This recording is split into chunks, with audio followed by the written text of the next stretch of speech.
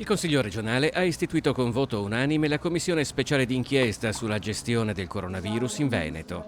La Commissione, frutto di un accordo bipartisan che ha superato le iniziali polemiche tra maggioranza e opposizione, dovrà accertare le cause che hanno influito su contagi e decessi, verificando eventuali responsabilità e completando anche i lavori avviati dalla Commissione speciale sulla gestione della pandemia nelle residenze sanitarie assistite e nelle case di riposo per anziani.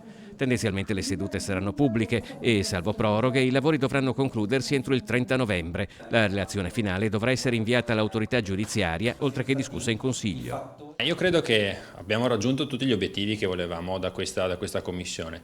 Innanzitutto bisogna ricordare che nei mesi scorsi sono state dette troppe bugie sulla sanità del Veneto e ora è giusto fare chiarezza, è giusto che i veneti sappiano realmente cosa è successo nei mesi di pandemia. Questa commissione serve proprio a questo obiettivo, fare chiarezza e dare risposte ai veneti. Perché abbiamo voluto dare la massima trasparenza, non abbiamo nulla da nascondere, anzi vogliamo che tutti i veneti possano rendersi conto di qual è stato lo sforzo della nostra regione per affrontare questa emergenza. E speriamo tutti che una nuova pandemia ovviamente non ci sia, ma capire quali siano stati gli errori o le scelte che ci hanno portato verso questa china negativa è fondamentale per non ripeterli. La Commissione servirà a questo tramite audizioni dei medici, delle categorie coinvolte, dei dirigenti della sanità regionale, dell'associazione dei familiari delle vittime. Spetta ora al Presidente del Consiglio regionale, sentiti i gruppi consigliari, nominare entro 20 giorni i 15 componenti, 10 di maggioranza e 5 di opposizione, che eleggeranno il Presidente, incarico che spetta alle opposizioni,